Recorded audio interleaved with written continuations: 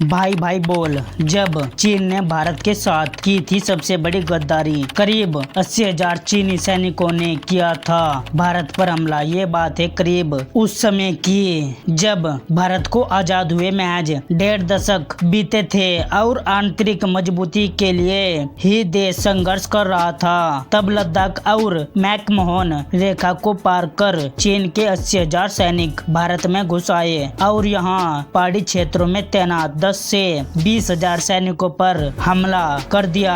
दोस्ती में दगा देने वाले चीन के इस हमले के बाद 1 महीने तक लड़ाई चली थी। 21 नवंबर 1962 को सीज फायर घोषित हुआ।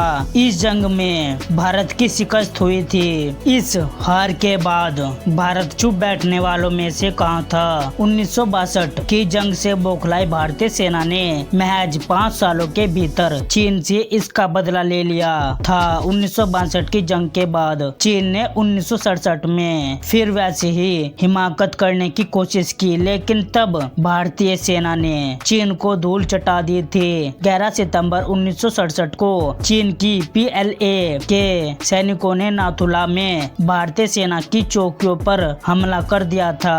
इंडियन आर्मी ने इसका करारा जवाब देते हुए तोप से हमले किए और तिब्बत के करीब 400 चीनी सैनिकों की लाशों का अंबार लगा दिया।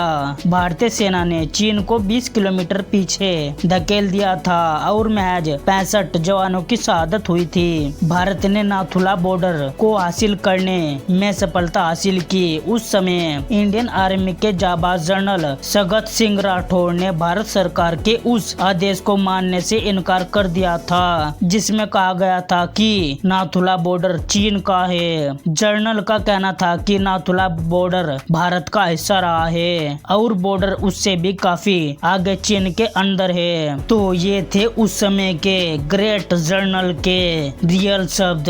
उस समय उसने सरकार की भी नहीं सुनी थी, उसने केवल अपने लक्ष्य को देखा था। उसका लक्ष्य था भारत की जीत। तो आप ऐसे महान जनरल के बारे में क्या कहना चाहोगे, कमेंट में जरूर बताना और ऐसे ही वीडियोस के लिए इस चैनल को सब्सक्राइब जरूर कर लेना। Thanks for watching.